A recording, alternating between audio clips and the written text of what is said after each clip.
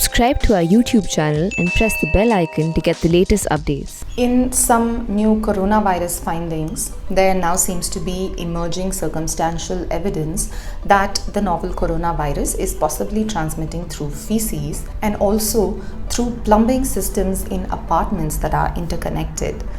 There have been multiple studies, mainly from the very early days in China, where people were getting ill but weren't aware of the virus yet, that seem to allude to the fact that other people in buildings that are connected by drainage pipes have gotten infected when an infected person was present in the building. In this video, we're going to talk about what these findings reveal, how this kind of fecal transmission occurs, and what's happening with these plumbing systems and what their risk is. My name is Sandhya Ramesh and this is Pure Science. In a study published this week, researchers in China studied the spatial distribution of 3 infected families in a high-rise building in Guangzhou, China back in February.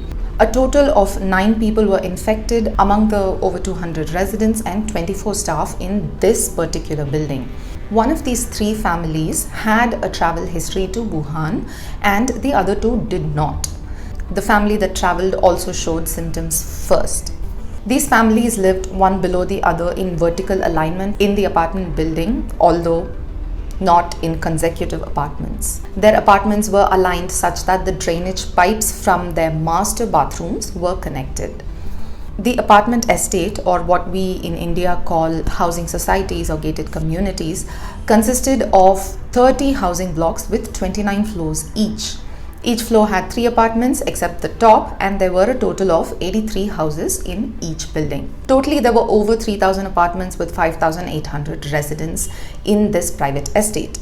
The researchers studied the one building where the residents were infected and all 3 families were present. At the time of the infection, which was late January, there had been just around 200 residents in the 57 families that resided in this particular building. The first family that was infected when they traveled to Wuhan showed symptoms among elders first in late Jan, followed by 3 younger people who lived in the same household. 4 of these infected people had traveled to Wuhan about 2 weeks before the symptoms manifested, and this family lived on the 15th floor of the building. 2 other families who were vertically above this apartment were on the 25th floor and 27th floor, and both had middle-aged couples living in them. All 4 of them slept in their master bedrooms, and of course both couples also got infected.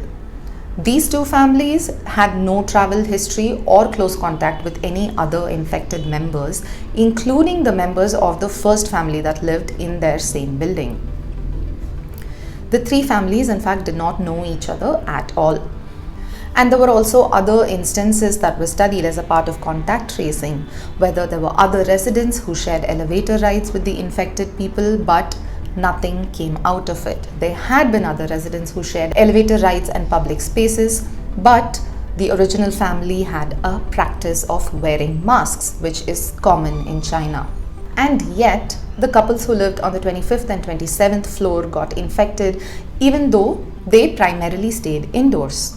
So the only conclusion that the researchers could draw was that the connected master bedroom alignment was a likely culprit. To figure this out, they analyzed the piping system.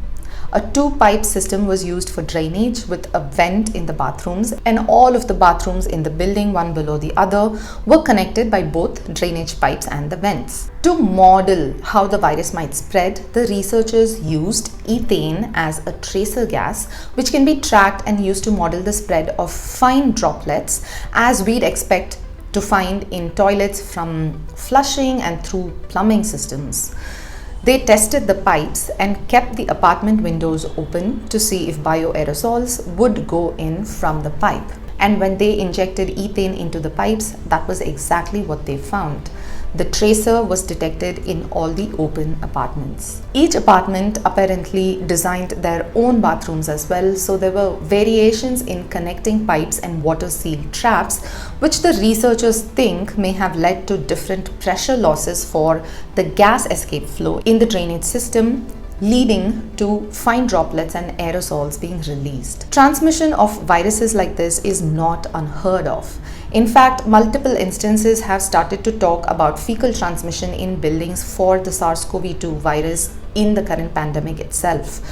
Another study from Guangzhou in China, again conducted in February, saw researchers at the Chinese Center for Disease Control and Prevention finding traces of the SARS-CoV-2 virus on the sink, the taps of faucets and the shower handles of an apartment that had been vacant for a while.